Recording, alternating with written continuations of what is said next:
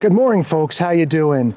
It's Monday morning here in Connecticut, and the last couple days, anybody in the northeastern U.S. knows, we've just had a ton of wind, and it's been unseasonably cold. So I literally was wearing long pants and a sweatshirt all of last weekend. So yesterday was Sunday. I'm filming this Monday morning. Hopefully this will be out Tuesday morning. For like 2 or 3 hours yesterday, I spent time out in the yard just picking up sticks with my garbage grabber and my wheelbarrow, and I picked up about 2.5 wheelbarrow fulls of sticks, and they kept coming, so I still have a little bit more to go. What I want to do today is just walk you around the yard, show you a few things that kind of caught my eye, a few changes I've made. So first off, I did want to say I did get out and put the cedar bark mulch down here.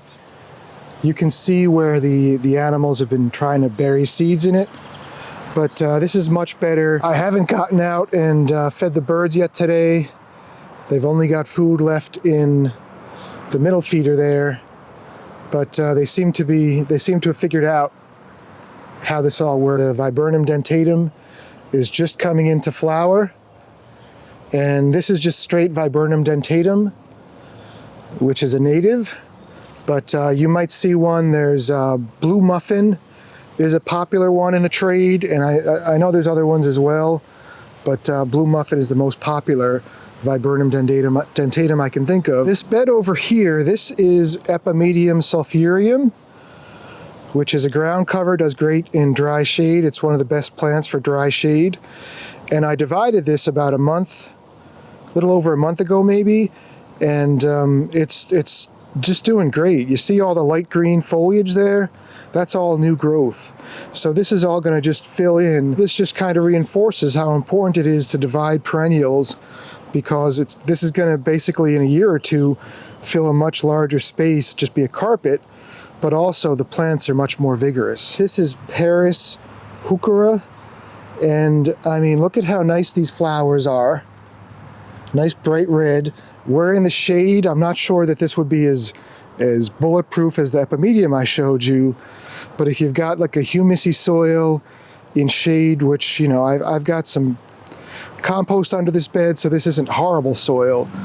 But this Paris, I think I've mentioned in other videos, it's not like taking off and taking over everything, and I have lost a few, but I mean, in a shady spot to have that beautiful flower, I'd give that a try, you know, grouping of that a try if you have a shady spot. Paris is supposed to be a rebloomer, so if you deadhead it, you know, you will get more flowers. And just to show you, you're not the only one, I dug out these 2 Helleborus at the same time I did all the work in this garden, and I still haven't gotten them in yet.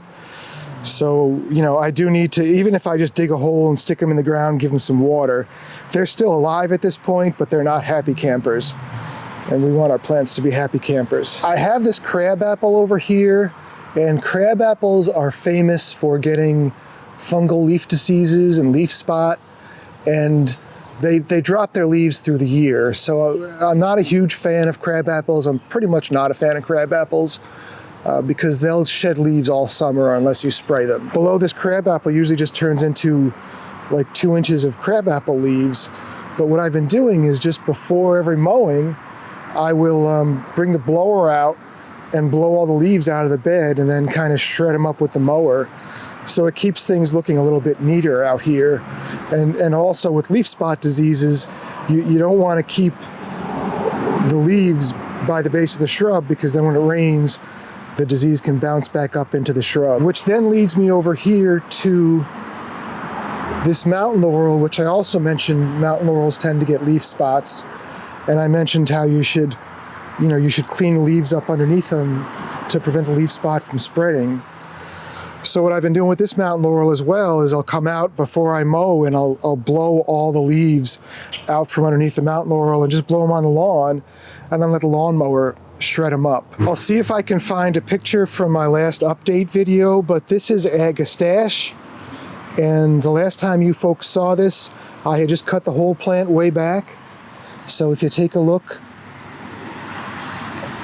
you see here, so I would have cut here,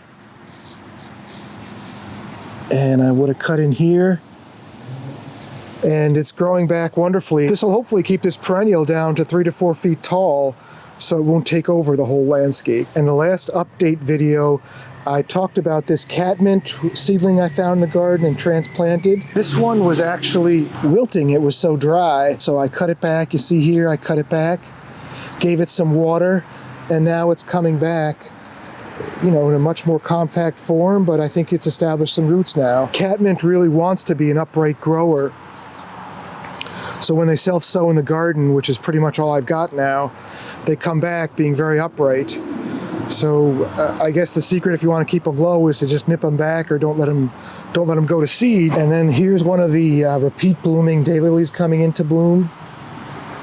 And this would be Happy Returns. It's a fairly old cultivar, but I think it was like back in the 90s these were big, maybe the early 2000s. It all started with one called Stella de Oro, which has an orange bloom, and then it was like, oh, Happy Returns, you know, we can get it in yellow now. This is a Ruby Slippers oakleaf hydrangea. And why do we call it an oakleaf hydrangea? Because the leaves look like oak leaves. Boy, this thing is such a reliable bloomer every year. And I mean, I don't think, you know, we got the Chamaecyparis here, we got the Cornus officinalis there. It's not like a super sunny spot. I mean, it is a partial shade spot. But I mean, just look at how lovely the flowers are on this shrub. And at some point, I suppose I should transplant it, but the thing is just so darn happy over here, I'm afraid to. But look at this, there's a nice close-up of the flowers for you. So this is Biokovo geranium. It's a perennial geranium, and it's kind of gone through its first flush. So what you want to do is just come back now and cut it back like 6 inches, like cut all those flower stalks off, and it'll thicken up because it won't be putting that energy towards growing seeds, and it'll also rebloom. You could get down on your knees and use like a pair of scissors, or some people use sheep shears. But I'll tell you, if you're good with a weed whacker, the best tool for this is, maybe we'll do this with my weed whacker. You just take a weed whacker and you just kind of sculpt it,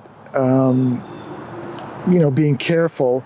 And it's going to look ratty for a week or two after, but it'll grow out and look really nice. Over here, I've got my common milkweed, which just started growing on its own, and I decided to let it keep growing on its own so the butterflies have somewhere to lay their eggs. And I want you to notice that it's got these flowers coming on it now. The thing about this milkweed, I'm kind of getting depressed, because I did see 2 butterflies earlier in the year, but there's no, like, I really was hoping I would see these leaves all chewed up by caterpillars, and they're not.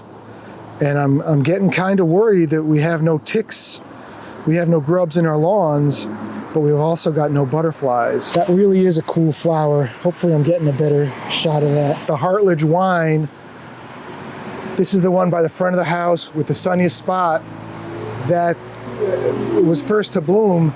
It's actually still got some blooms coming on it. So it's not really an ever bloomer, or I'd have to read the description, maybe it is.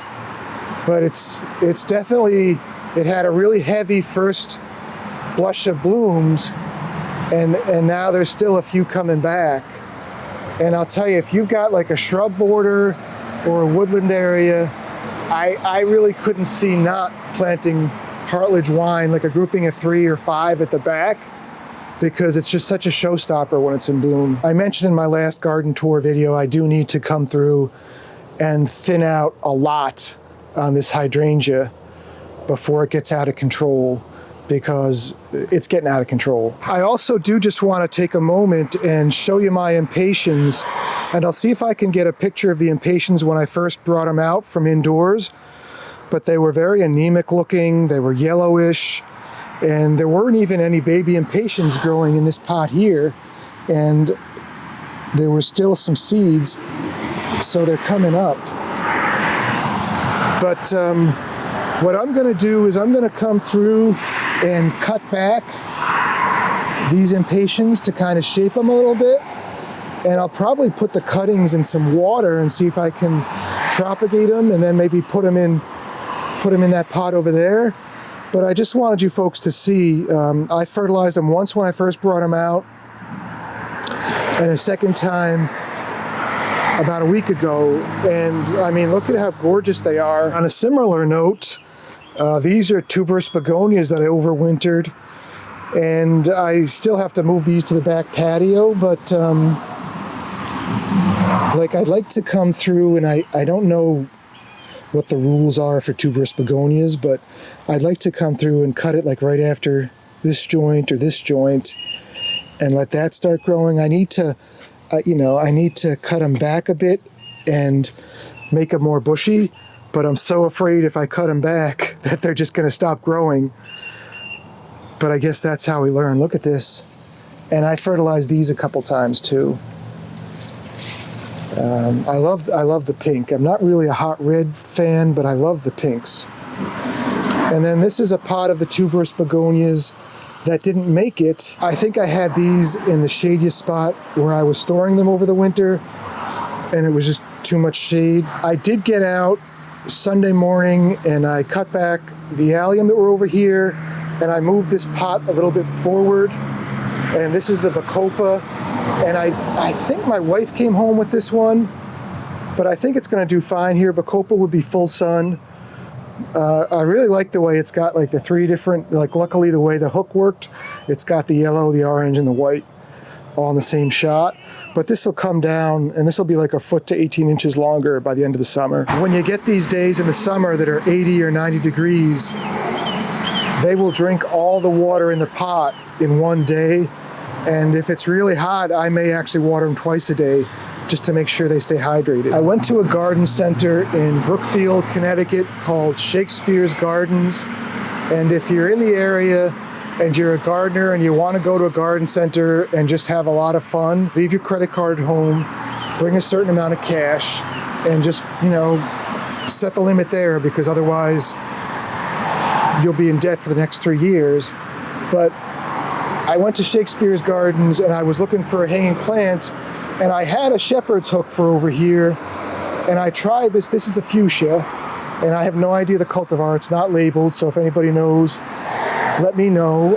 I've only had it home for like 4 days, so the way this plant looks has nothing to do with me. But I had it lower and you couldn't really see these gorgeous flowers. So I experimented with putting a hook in the stewardia, and then I figured, let me get it up higher, and I just put it on a branch. It amazed me how far they've come with fuchsias, because I remember them back in like the 90s. This is the first one I've ever bought, and they were like red and maybe a little bit of purple. And I mean, it's just crazy what they got. I love that flower. When my wife went, I don't remember if she went to Shakespeare's or where she went, but she came home with all these plants, my wife and my daughter, and I need to figure out where to plant these. And I've got some dahlias, that's full sun. I've got some gerbera daisies, which, to be honest, they always look gorgeous in bloom, but I've never figured out the secret to getting them to grow. So they usually don't keep blooming. Maybe it's fertilizer. Maybe I'll have to give them some more fertilizer. And then this guy, love that color. That is lantana, and nothing says hot and dry like lantana. And then some more bacopa, and then this would be a different lantana. And then the elephant ears I've also fertilized twice. I cut back all the foliage that was falling to the ground. We have a few more leaves that were knocked over, and it's gonna look better. Give it time. We've got a couple flowers. When they have flowers, they have 2 flowers. So there's 2 flowers there.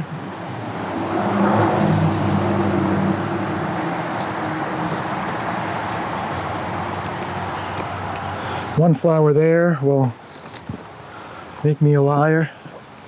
And then there's 2 flowers there. Like I said, at some point I want to divide them, and I've been really not sure what I want to do with them once I divide them. But I think I'm just going to get some large black nursery pots, pot them up, and just kind of see what they do.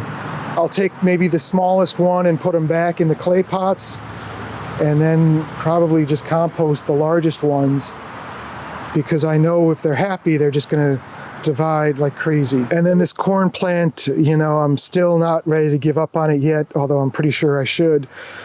So anybody who watched the video and saw me cut all 3 stalks off of this, don't do that. Always leave 1 stalk on a corn plant. Cut back the other ones and wait to see new growth on the other ones before you cut back the final stalk. And then over here, I've got another grouping of common milkweed. And I have to assume it's gonna have better flowers the older it gets. So this must be an older clump. But again, I've got absolutely no caterpillars and leaves whatsoever. I forget the name of this one, but I think I remember saying I wanted to show you folks. So here we are, mid to late June. It's a native of some sort, and it's in bloom. And I mean, that's what it does. These don't open. They just sit here like these balls. And I'll see if I can find the name of this one too. I don't think this is one of the, you know, super common plants. We got it at one of the native plant sales, but I'll put the name here. But this is also, here we are, partial shade, dry, and it's looking really nice. This is stachys, lamb's ears, and you're used to seeing lamb's ears being this prostrate gray foliage spreader, but stays in this nice clump and has these purple flowers mid to late June here in zone 6. And then this here is swamp milkweed, which I put in dry partial shade. And I just want to, for comparison's sake, I planted 3, only 1 survived, barely.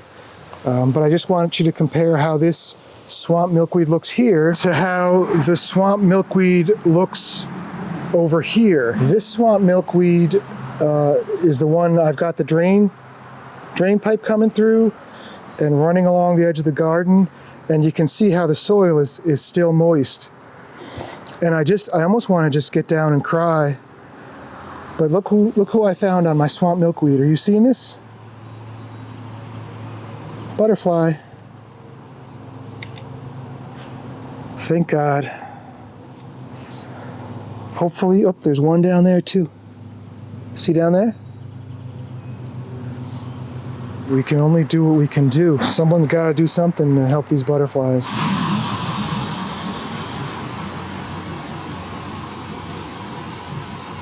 I also just wanted to take a quick moment and show you folks this grouping of Hosta.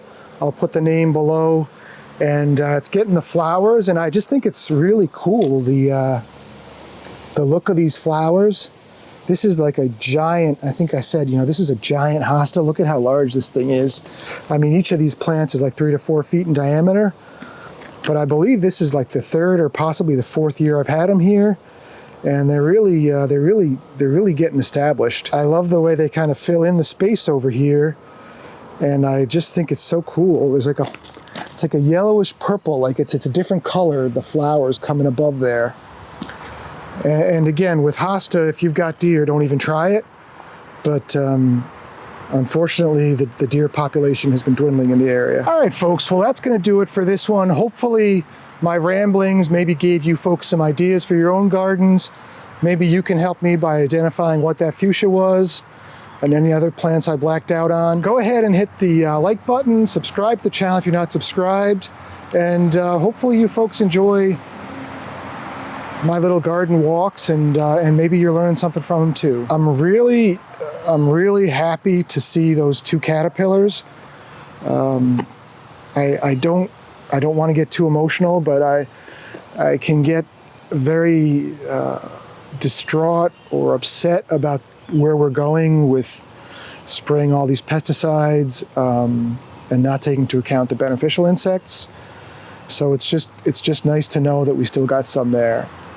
But I will stop the video here, and thanks a lot for watching today, folks, and I look forward to seeing you soon. Take care.